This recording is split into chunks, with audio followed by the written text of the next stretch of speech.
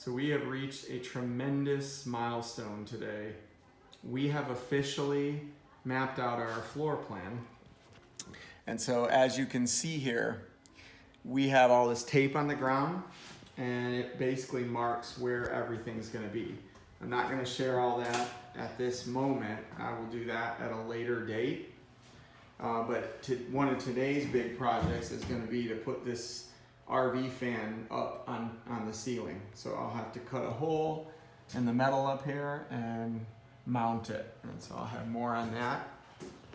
But also you can tell there's all these little patches in the floor. So we used aluminum tape with liquid nails to seal nail holes and screw holes and stuff. This tape is specially made for weatherproofing and repair like this. So that's what those are. That was yesterday's project. And then also another thing we did yesterday is we took off the panels in the back of the bus as well as up there in the front of the bus. And we tore down all the wires and took all the tape and wrapping off of it because we've slowly been working through each wire and cutting out wires that we don't actually need. This bus was designed to be a bus to drive kids as passengers, obviously.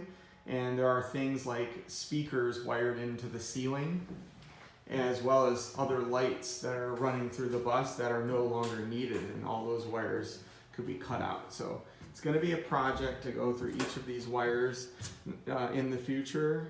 We will be rewiring a lot of this dashboard as well. So a lot of this is going to get gutted and pulled out and redone.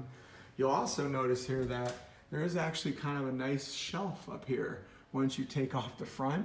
So this gives us some depth and a way to build like extra storage space all along here. So we can actually build cabinets right here above where the dashboard is. We'll have space down here to put shoes. And then I will tell you this one little section will be a tiny little shelf where you can put stuff as well when you come in. So we are coming along. This project is moving forward.